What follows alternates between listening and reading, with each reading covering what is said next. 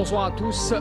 Merci de nous rejoindre dans un nouveau numéro de Déclic. Alors ce soir, nous allons décrypter deux sujets clés qui structurent l'économie algérienne aujourd'hui et pour les années à venir également. D'abord le pétrole. Dans un contexte mondial marqué par la volatilité et les tensions géopolitiques, le marché pétrolier montre néanmoins des signes de rééquilibrage. On en parlera avec nos experts sur le plateau. Le cours évolue entre 55 à 60 dollars et le prix est en train de fluctuer concernant le baril de pétrole. C'est un niveau qui, s'il est inférieur au pic récent, reste compatible avec les équilibres macroéconomiques de plusieurs pays producteurs dont l'Algérie. Cette phase ouvre surtout une opportunité mieux gérer d'abord la rente, renforcer la résilience économique et préparer l'avenir. Dans une deuxième partie de l'émission, nous allons nous pencher sur le rapport de la Banque mondiale publié à l'automne 2025 sur l'Algérie, un rapport qui met en avant une croissance estimée à 3,8%, une inflation qui est contenue autour de 1,7%, mais qui souligne aussi la nécessité d'accélérer des réformes d'investissement et puis la diversification de l'économie. Deux regards complémentaires donc, celui du marché pétrolier mondial et celui des grandes institutions financières internationales. Quels sont donc les enjeux et les risques aussi, mais aussi les opportunités pour l'économie algérienne? C'est ce que nous allons analyser ce soir avec nos invités et nos consultants. Pour en parler, nous avons le plaisir de recevoir ce soir Mourad Preur. Vous êtes consultant international en questions énergétiques. Vous êtes également enseignant toujours dans le domaine énergétique également, vous le préciserez tout à l'heure. Tout à l'heure, dans la deuxième partie d'émission, Imen Toumi, directrice auprès de la direction générale de l'Agence algérienne pour la promotion de l'investissement, la API. On retrouvera donc Imen Toumi tout à l'heure pour parler de la deuxième thématique. Et puis nos deux consultants experts en questions économiques avec nous également ce soir. Hicham Baba Ahmed, Mohamed Achir, bonsoir. Bonsoir. Bonsoir. Bonsoir Monsieur Preur. Bonsoir. Merci d'avoir accepté notre invitation. Et avant de commencer le débat, d'abord ce point qu'on doit faire sur le marché pétrolier mondial qui est aujourd'hui marqué par une offre abondante. On en parlait juste avant le démarrage de cette émission. Une demande qui est modérée, une demande plus modérée et une transition énergétique en cours. Pourtant, malgré ces évolutions, le pétrole reste central dans les équilibres économiques mondiaux. On fait d'abord un point sur la situation actuelle avec Amila Saftan et on revient pour le débat. Le marché pétrolier connaît un net repli. Ces derniers jours, les cours du brut ont encore reculé. Le baril de Brent a chuté sous les 60 dollars, atteignant environ 60,4 dollars hier. Une baisse d'environ 18% sur un an et près de 6% sur le dernier mois. Cette baisse s'explique par plusieurs facteurs conjugués. D'abord, une offre mondiale abondante. L'Organisation des pays exportateurs de pétrole et ses partenaires, OPEP+, ont maintenu des niveaux de production élevés, malgré des appels à des baisses plus fortes pour soutenir les prix. Ensuite, il y a ces perspectives géopolitiques plus apaisées, en particulier autour d'un possible règlement du conflit russo-ukrainien, qui ont accru les attentes d'un retour de volume supplémentaire sur le marché, exerçant une pression à la baisse sur les prix. Enfin, la demande reste fragile dans plusieurs grandes économies. En Chine, premier importateur mondial de pétrole, les importations ont atteint des niveaux élevés récemment. Mais le rythme de la demande finale reste incertain face au ralentissement de l'activité industrielle. Selon l'Agence internationale de l'énergie, la croissance mondiale de la demande pétrolière devrait être modeste en 2025, avec une progression d'environ 830 000 barils par jour, tandis que l'offre globale reste soutenue. Pour les pays producteurs, cette conjoncture est délicate. En Algérie, où les hydrocarbures constituent une source majeure de revenus budgétaires, une baisse durable des prix exerce une pression directe sur les finances publiques et réduit les marges de manœuvre. Malgré cette baisse, certains observateurs rappellent qu'un pétrole moins cher peut soutenir l'activité économique mondiale. Selon les experts, cette situation pourrait à terme encourager une reprise de la demande en énergie. Monsieur Preur, bonsoir encore une fois, merci à vous d'être avec nous. Comment vous expliquez les prix du pétrole qui se maintiennent autour de 60 dollars malgré les tensions géopolitiques qu'on est en train de vivre en ce moment? En fait, nous sommes face à un paradigme assez étonnant, tout à fait nouveau. À savoir, nous avons un léger surplus d'offres par rapport à la demande, mais nous avons un marché excessivement sensible aux risques géopolitiques et aux signaux qui viennent de l'économie mondiale. Ça veut dire que, pour être synthétique, pour dire les choses simplement aussi, il y a une double incertitude, d'accord? Une incertitude sur la demande, hein, avec tous les clairons sur la transition énergétique, l'électromobilité. Il y a eu des effets d'annonce, des narratifs qui ont été déployés au niveau, particulièrement au niveau européen, il faut dire, qui sont excessivement présents. Les pays consommateurs. Des pays consommateurs européens. Voilà. En fait, c'est un peu du wishful thinking. C'est-à-dire, ils ont l'impression que le pétrole est fini et qu'il y a une surabondance. En fait, on est à 102 millions de barils par jour d'offres et une demande de plus ou moins 103, 104 millions de barils par jour. Mais mobiliser les 2 millions supplémentaires représente un coût et c'est pas si évident. Donc double incertitude. Premièrement donc sur la demande avec la transition énergétique et sur l'offre, le fait que l'OPEC+ a montré une relative discipline, même si la cohésion a été au prix de consensus très complexes, très compliqués. En fait, c'est une variable d'ajustement aujourd'hui. Est-ce que, justement, vous me tendez la perche, est-ce que l'OPEP+, aujourd'hui, est-ce qu'elle joue ce rôle d'influence sur le prix du marché? Est-ce qu'elle continue à le jouer? Selon moi, indiscutablement. C'est-à-dire qu'ils ont opté pour une stratégie assez... c'est-à-dire que le problème, les pays à réserve longue, il y a les pays à réserve longue, les pays à réserve courte, comme nous. Et aujourd'hui, tout le monde a des besoins de financement. Auparavant, il n'y avait que les pays à réserve courte qui avaient des... Et des pays comme l'Arabie Saoudite, ils avaient pour doctrine d'échanger un short-term pain, une peine à court terme, contre un long-term gain. D'accord? Donc contre un gain à long terme. Or aujourd'hui, tout le monde ne cesse de leur claironner que demain, ils ne pourront plus vendre le pétrole parce que les voitures ils vont être électriques. Le soufflet est en train de retomber, ceci dit. Absolument. Et donc, c'est-à-dire le moteur thermique revient de manière logique et naturelle. La bonne logique, peut-être que nous pourrions en parler dans la suite de l'émission pour ne pas... mais ce qui est sûr, c'est qu'aujourd'hui, l'OPEC+ est une variable importante. Maintenant, la deuxième variable, c'est la production américaine. Avec 13 millions de barils par jour, ils pèsent sur le marché, même si leur marge de manœuvre, et c'est ça aussi, c'est-à-dire qu'en dessous de $60, la production américaine perd de sa flexibilité. On parle d'une production particulière? La production des pétroles de schiste américains. Si vous voulez, le break-even point, il tourne entre 45 et 50. C'est-à-dire, dans le Dakota du Sud, c'est les plus... C'est-à-dire que si j'essaie de résumer, si on est à moins de 60, ce n'est plus rentable pour les Américains. Ça devient difficile. Okay. Et le problème, je voudrais insister là-dessus, parce que le problème, c'est que les producteurs de schiste, de pétrole de schiste américains, empruntent pour produire et produisent pour rembourser leurs dettes. Et ce qui fait qu'il y a une bulle spéculative. Ce qui fait que demain, si la bulle éclate, la crise des subprimes est bonne comme rien du tout. Mais ce qu'il faut... C'est un risque... Un risque réel. Qui pourrait se réaliser. Un risque réel, surtout quand on a dans le cockpit de la Maison-Blanche quelqu'un qui est imprévisible. D'accord. Monsieur Haché, peut-être... je voudrais rajouter un point, à savoir que les prix aujourd'hui, ils sont ce qu'on appelle en backwardization. C'est-à-dire que le prix d'ici 6 mois, il est beaucoup plus bas que le prix actuel, le prix aujourd'hui. D'accord.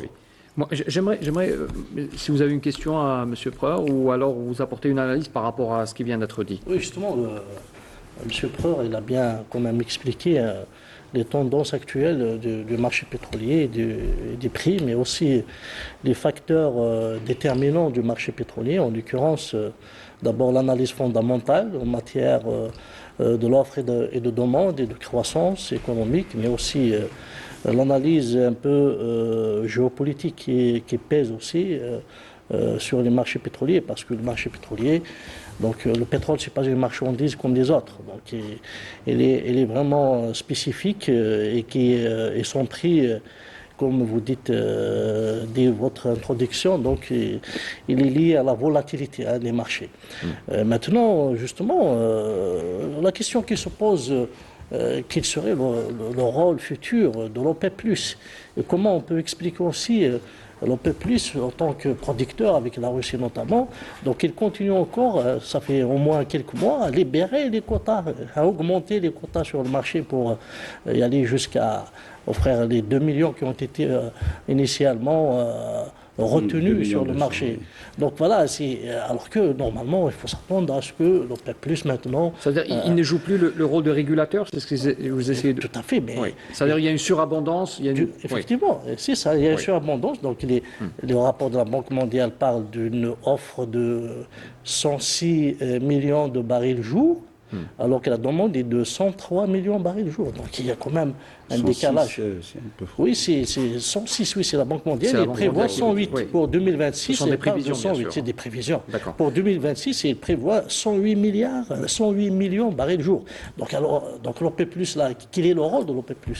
Monsieur Preur, rapidement sur l'OPEP+, pour qu'on puisse passer à une question. Si vous voulez, comme tout expert, donc je suis très sceptique par rapport aux chiffres qui sont avancés par les institutions internationales. Hein. Donc dire 106 millions de barils par jour, ça me semble... Mais sur l'OPEP+. C'est la Banque mondiale. Pour ce qui est de l'OPEP+, l'OPEC+, est une réalité dans le marché pétrolier. Maintenant, est-ce qu'elle est en mesure de cartéliser le marché pétrolier dans des situations extrêmes? D'accord? Avec une explosion de l'offre, est-ce qu'elle est capable de contenir l'offre et de l'ajuster par rapport à la demande? C'est ça. Et quand je dis explosion de l'offre, par rapport à la demande, dans la mesure où il y a un ralentissement brutal de la demande mondiale, du fait d'une crise économique, l'OPEC+ ne pourra pas être efficiente. Maintenant, ceci dit, aujourd'hui, c'est un facteur de stabilisation indiscutable des prix. Et c'est votre avis. Si vous me permettez, on doit passer rapidement à une autre question qui se pose d'elle-même. Les crises géopolitiques, Monsieur Preur, on a tendance toujours à croire que lorsqu'il y a une crise géopolitique, elle influence inéluctablement le marché pétrolier. Aujourd'hui, on est face à plusieurs crises que vivent certaines parties du monde, notamment en Europe, en Asie également. Pourquoi aujourd'hui ce lien semble-t-il aujourd'hui moins automatique lorsqu'on a une crise géopolitique, comme on disait tout à l'heure? En fait, les prix pétroliers, la bonne théorie dit que les facteurs qui agissent sur les prix sont premièrement les fondamentaux, c'est-à-dire offre, demande et stock. Hein. Deuxièmement, la prime de risque géopolitique. Hein. Et troisièmement, la spéculation. C'est-à-dire que la volatilité des marchés, elle est entretenue par les traders. Par les traders. Ils achètent, ça monte, ensuite ils vendent, et ensuite ça descend, et ensuite ça reprend.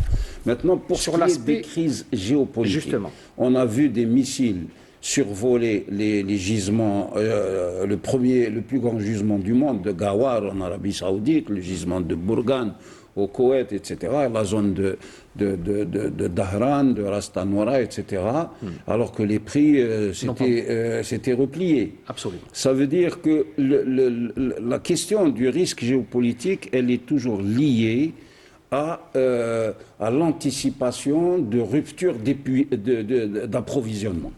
D'accord. C'est-à-dire que lorsque le marché anticipe une rupture d'approvisionnement, les prix s'emballent. Et là, premièrement, les marchés n'ont pas anticipé une rupture d'approvisionnement parce qu'ils savaient que la crise. Est-ce que c'est une forme de maturation? C'est-à-dire, est-ce qu'aujourd'hui, Non. dans les prévisions, on mature mieux les calculs par rapport au stock, par rapport à Non, l'approvisionnement? non. Aujourd'hui, il y a peut-être, parce que les marchés financiers, les marchés pétroliers à travers le monde, ils se sont interconnectés. Donc, le NYMEX, c'est à New York, l'IPEX, c'est à Londres, et maintenant la Chine qui arrive avec Hong Kong, etc. Et ils se sont interconnectés avec les marchés financiers et les marchés de commodities. Blé, tout. Cuivre, aussi, etc. D'accord. Et donc, les traders sur les marchés arbitrent sur la base d'un portefeuille qui comporte notamment les actifs pétroliers. Et là, il y a eu une espèce de désintéressement des marchés financiers pour le pétrole, parce qu'on a considéré que c'était un enterrement de première classe, il était foutu, etc. C'est-à-dire que c'est le résultat d'un lobbying qui a été mené C'est à un lobbying et puis le wishful thinking, c'est-à-dire ils se sont mis à croire en ce qui leur plaît. Voilà. Et on a délaissé l'attention sur les marchés pétroliers. Est-ce que ce n'est pas seulement cette stratégie qui a été engagée peut-être par Non, c'est... la volonté aussi de... On y a cru. L'Europe s'est tiré une balle dans le pied avec son industrie automobile. Électrique. Avec l'électromobilité. Aujourd'hui, ils sont en train de partir en... mais le facteur géopolitique reste prégnant, même s'il a été neutralisé dans des circonstances particulières. Voilà. Et Dieu sait que les risques géopolitiques sont plus nombreux. Ils vont s'amplifier. S'amplifier. Mohamed Haché, vous avez peut-être... Oui, justement, même sur le plan géopolitique, certains parlent aussi d'un deal entre les États-Unis et la Russie pour stabiliser le marché pétrolier. Donc il y a cette donne quand même qu'il faut prendre en considération. Il y a aussi la question de la sécurisation des corridors de transport du pétrole. Et il y a une volonté maintenant de la part des États-Unis d'Amérique de généraliser le gaz de schiste, mais le gaz liquéfié, surtout pour alimenter l'Europe. Et l'Europe est en train d'acheter maintenant le GNL très cher. Donc il y a cette volonté justement de faire dépendre les Européens du gaz de schiste américain. Et puis il faut se rappeler quand même du discours du président américain, forêt, c'est-à-dire il faut y aller encourager, alors que Biden auparavant il a fait de la rétention pour les autorisations de certains investissements. Donc tout ça, ça a fait encourager un peu, ou bien ça a augmenté l'offre, ça a boosté l'offre, surtout du schiste. Actuellement, certains analystes parlent justement d'un rôle déterminant du schiste américain dans l'équation des prix du pétrole dans le monde. Donc il y a ça. Et puis, pourquoi j'ai posé tout à l'heure la question sur l'OPEP+, parce que l'OPEP+, il a un rôle aussi géopolitique. Donc c'est un cartel, qu'on le veuille ou non. Est-ce qu'aujourd'hui, l'OPEP+ a cette capacité? On va revenir peut-être en arrière sur la question, mais est-ce qu'il a cette capacité? Oui, bien sûr, c'est la politique de la vanne, c'est tout simplement resserrer la vanne et essayer de rééquilibrer les marchés. Donc c'est vrai qu'il y a d'autres données, il y a aussi une certaine course pour sauvegarder les parts de marché. Donc c'est pour cette raison que certains pays comme l'Arabie Saoudite, la Russie, etc. ne veulent pas perdre leur marché traditionnel ou leur part de marché. Mais si les marges, parce que en quelque sorte les Américains, pourquoi ils jouent aujourd'hui sur un prix quand même compétitif? Parce qu'ils sont arrivés à maîtriser le coût marginal de production, surtout dans le schiste. Donc le coût marginal est maîtrisé.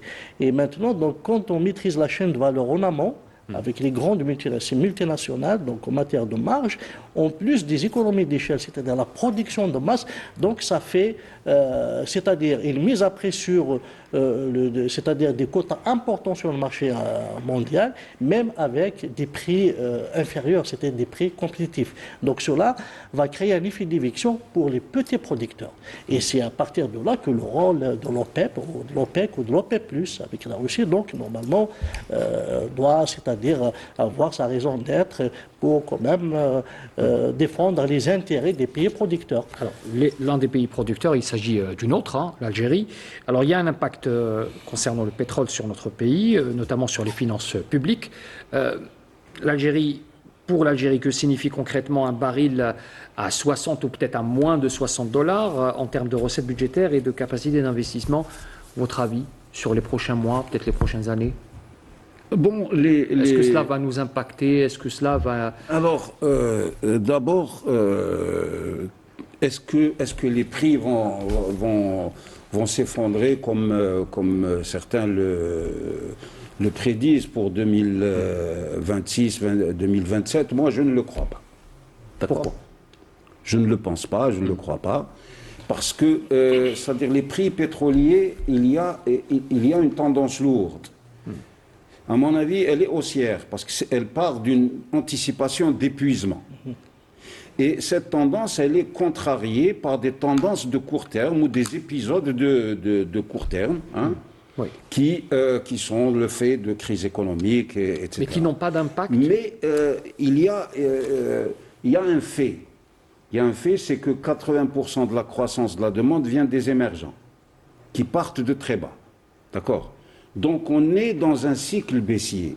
Est-ce que, avec les investissements qui ont baissé de 1000 milliards de dollars depuis 2014, hein, depuis le pic qu'ils avaient en 2014, aujourd'hui on pense à un niveau de 18 000 milliards de dollars d'ici 2050.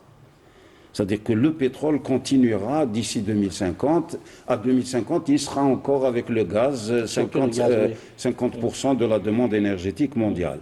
Et donc, il y a un ratio qui a été... j'ai assisté récemment en Europe à une réunion d'un think tank dont je fais partie. Et on avait déjà d'abord discuté de l'accroissement de la demande d'énergie aux États-Unis avec les data centers. C'est une demande qui va... les États-Unis risquent de connaître une crise de la Floride comme d'électricité comme elle l'a connue par le passé. Ouais. Hein. Et il faut construire des centrales nucléaires. Ces centrales ne seront prêtes qu'à partir de 2030. La seule solution pour répondre à ces data centers, à ces besoins de l'intelligence artificielle, ça va être le gaz et le pétrole. Il n'y a pas d'autre solution. Donc il y a cette pression qui pèse.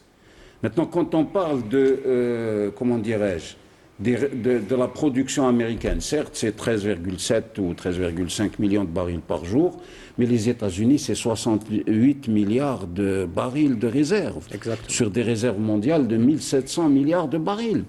La Libye, elle a 48 milliards de barils de réserves. On n'imagine pas la Libye bouleverser les équilibres énergétiques mondiaux. Donc on est dans un épisode excessivement... c'est pour ça que j'ai dit c'est un paradigme. On a une relative abondance de court terme, un relatif excédent d'offres, mais il n'est pas signifiant des grands équilibres sur le long terme. D'accord. La prévision, oui. Et j'ajoute encore un mot, il y a un ratio. On disait que quand la masse monétaire mondiale, c'est 20 000 milliards de dollars. Et on divise le prix du pétrole par la masse monétaire mondiale. Et ça, c'est des analystes, j'ai pas fait ce calcul, qui ont prouvé que chaque fois que ce ratio prix du pétrole divisé par la masse monétaire mondiale descend au niveau de 0,29%, les prix du pétrole vont tripler. Oui. Oui. Ça, dans l'année qui suit, on dit que les prix du pétrole, et là, le ratio Hadaya, il est à 0,26. Très bien, très bien. Ça, c'est...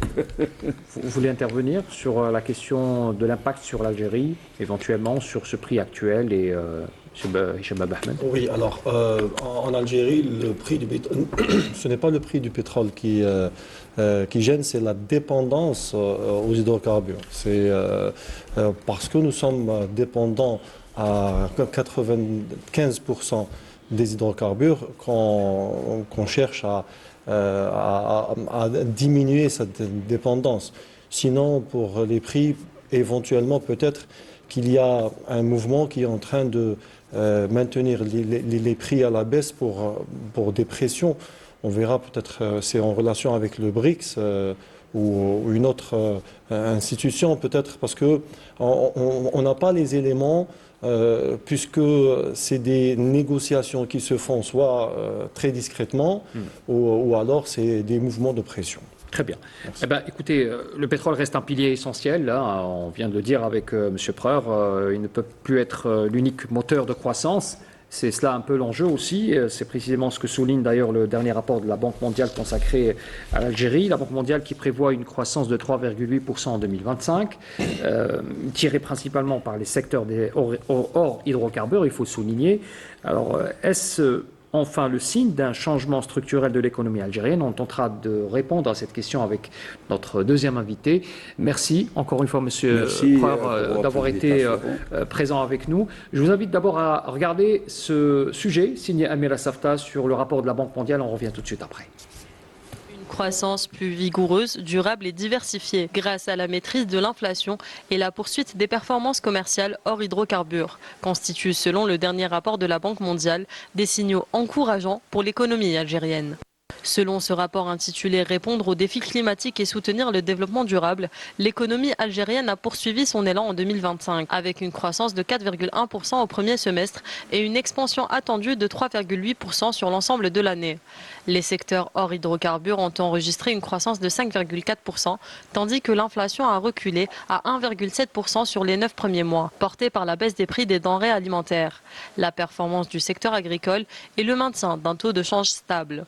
L'institution financière internationale prévoit également que la consommation privée continuerait de stimuler le secteur des services en expansion et que la production agricole resterait résiliente, tandis que l'investissement demeurerait dynamique durant les 2 prochaines années. Dans ce contexte, elle prévoit une croissance économique de 3,5% pour 2026 et 3,3% pour 2027, assurant que cette croissance demeure solide et soutenue par les secteurs hors hydrocarbures et la reprise progressive de la production pétrolière et gazière dans le cadre de l'OPEP+. La Banque mondiale a relevé dans son rapport que les niveaux des crédits bancaires destinés au secteur privé, notamment pour financer leurs investissements, ont connu au cours du premier semestre 2025 une hausse de 10,4%, tandis que la politique monétaire est restée globalement accommodante. Pour la Banque mondiale, tous ces éléments confirment que l'économie algérienne poursuit son élan, avec une diversification qui gagne du terrain.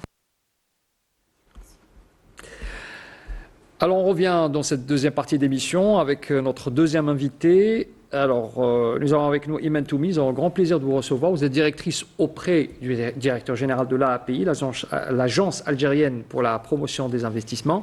Merci madame d'être avec nous ce soir. Alors on va essayer de débattre avec vous sur ce qu'on vient de voir sur ce rapport de la Banque mondiale pour la période d'automne qui a été consacré à l'Algérie. Beaucoup de chiffres ont été avancés. Avant de revenir vers Mme Toumi, j'aimerais d'abord faire réagir Mohamed Achir sur l'inflation. L'inflation, il y a un chiffre qui est assez encourageant. Il tombe autour de 1,7% c'est un niveau très bas. Est-ce que c'est une situation durable ou conjoncturelle? Oui, je pense que justement la Banque mondiale elle a souligné d'avoir amené le taux d'inflation de 9% jusqu'à 4% déjà. Donc c'est quand même un effort considérable de la part d'abord de la politique monétaire, parce qu'il y a là 2 facteurs importants. Donc c'est la politique monétaire de la Banque d'Algérie qui a ciblé justement la baisse de l'inflation.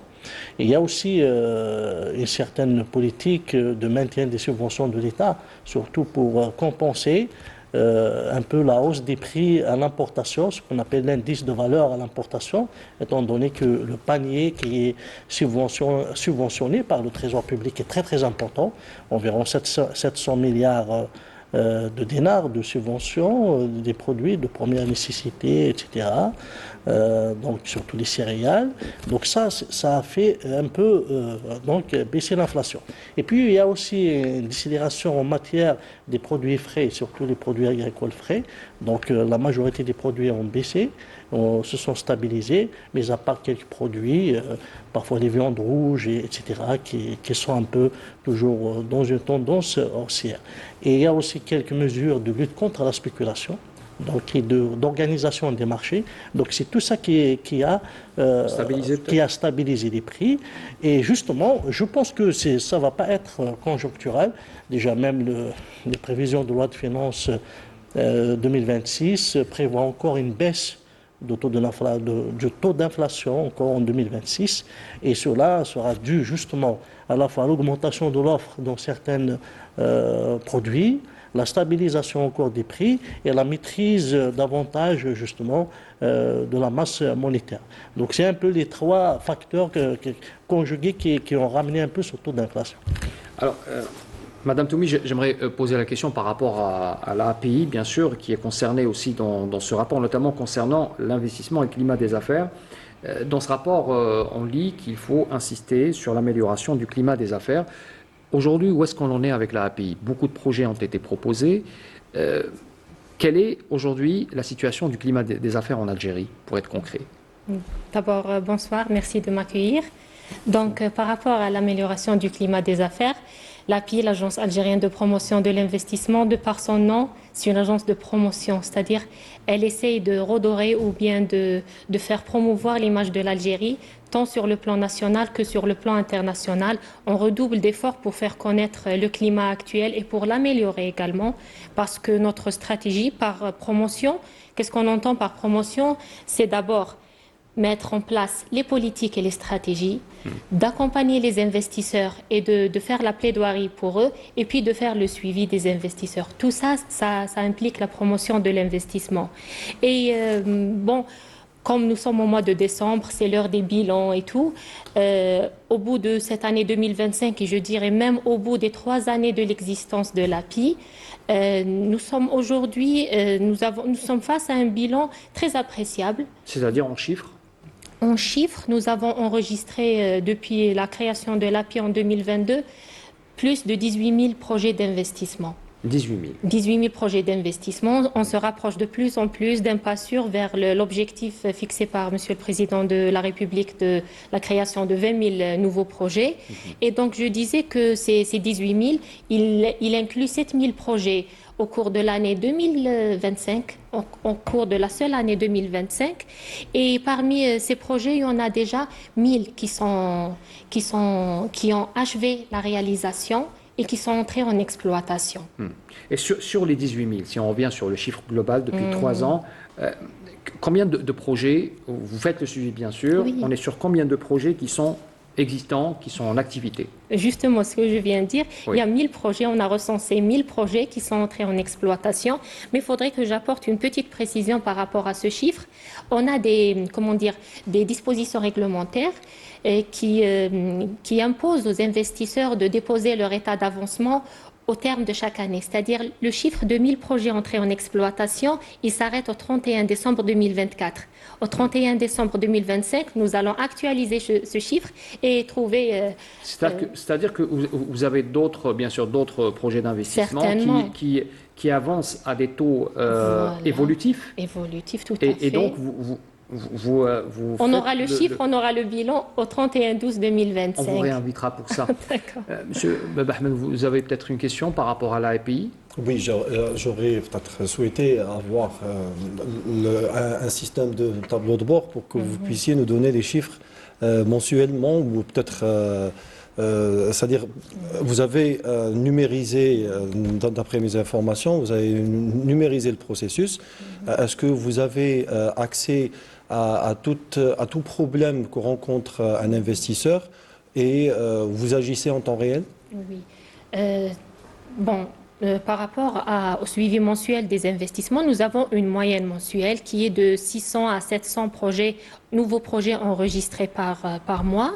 Et concernant le volet sur le suivi des doléances, des problèmes, des entraves auxquelles font face les investisseurs, nos portes sont ouvertes. Nous sommes déployés sur les 58 wilayas.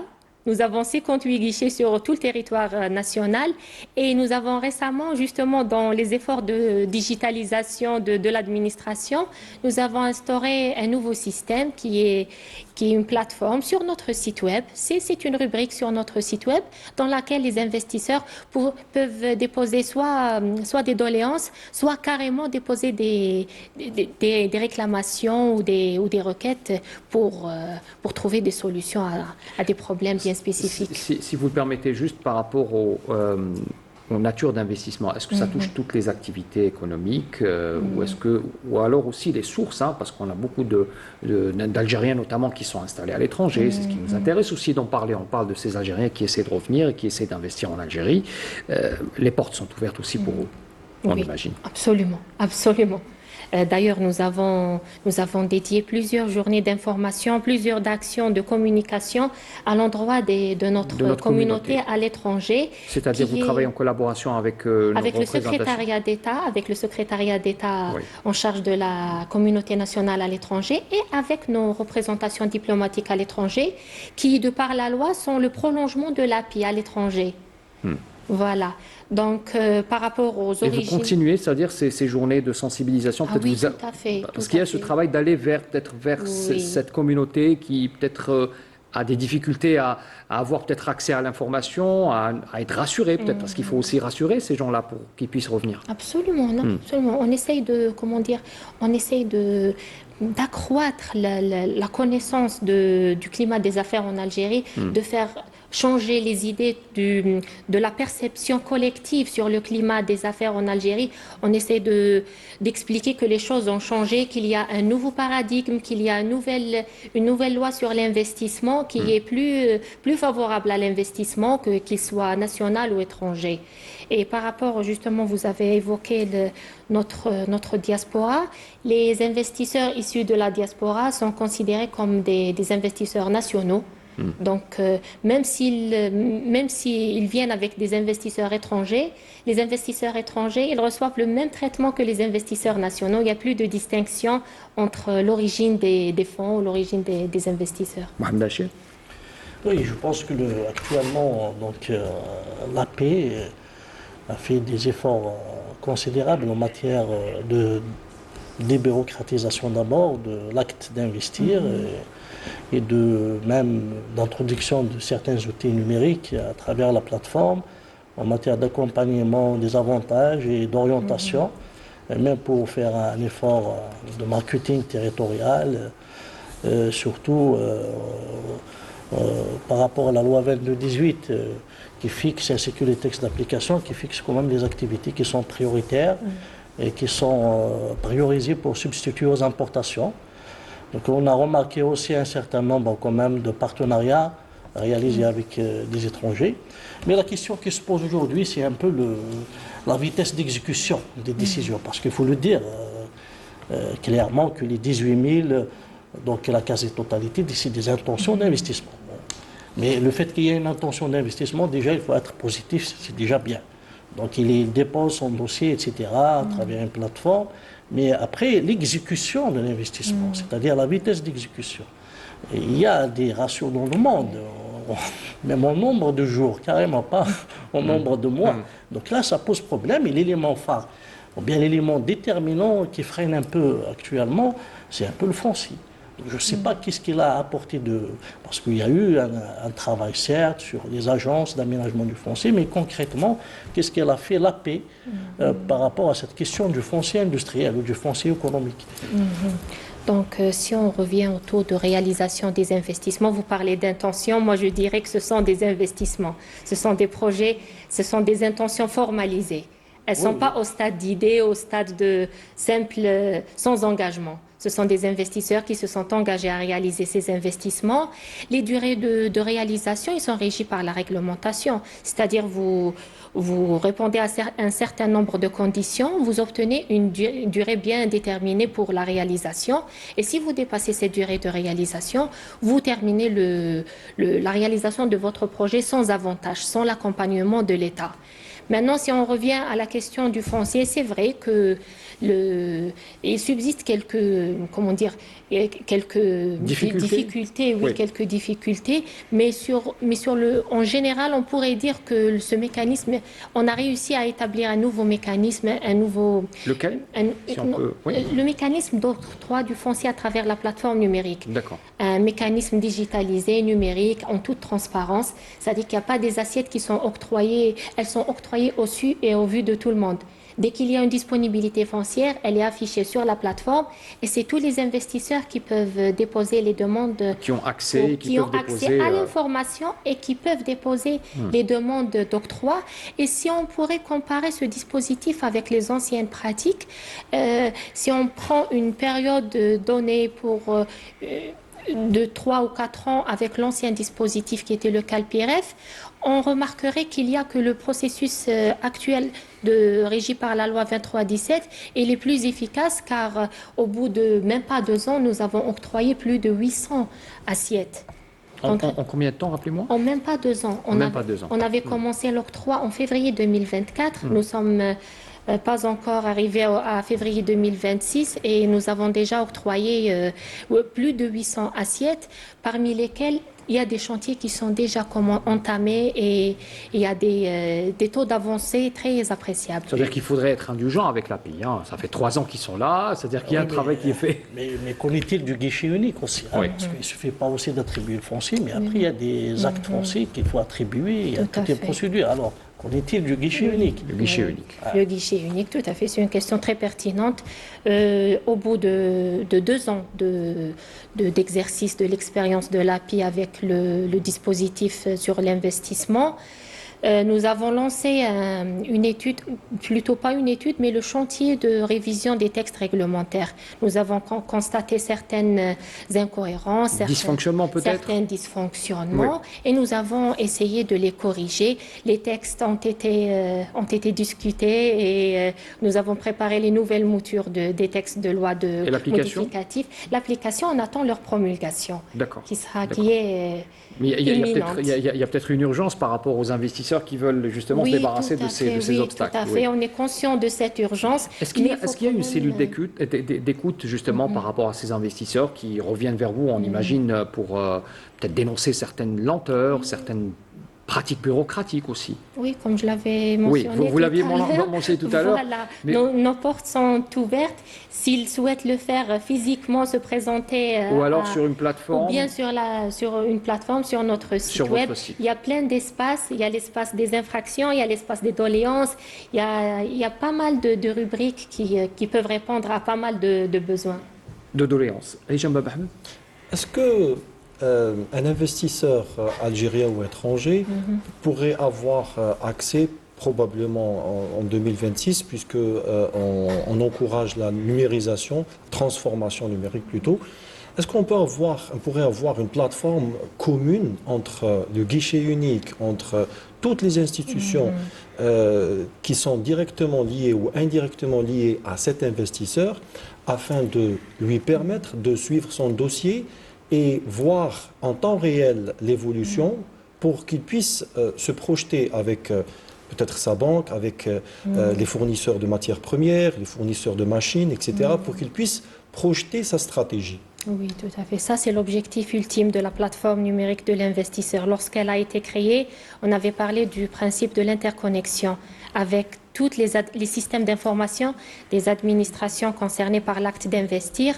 Aujourd'hui, nous avons atteint un bon état d'avancement avec l'administration des douanes et le Centre national du registre de commerce pour interconnecter nos systèmes pour que l'investisseur, une fois qu'il ait son attestation d'enregistrement et qu'il commence à importer des équipements, s'il a des équipements à importer bien sûr, pour qu'il n'ait pas à trimballer son attestation d'enregistrement dans tous les ports et tout, et pour que tout soit numérisé et plutôt digitalisé. Donc c'est en bonne voie et on espère qu'en 2026, ce process sera bien huilé. Alors, si vous permettez juste une question sur les 18 000 projets dont vous parliez tout à l'heure.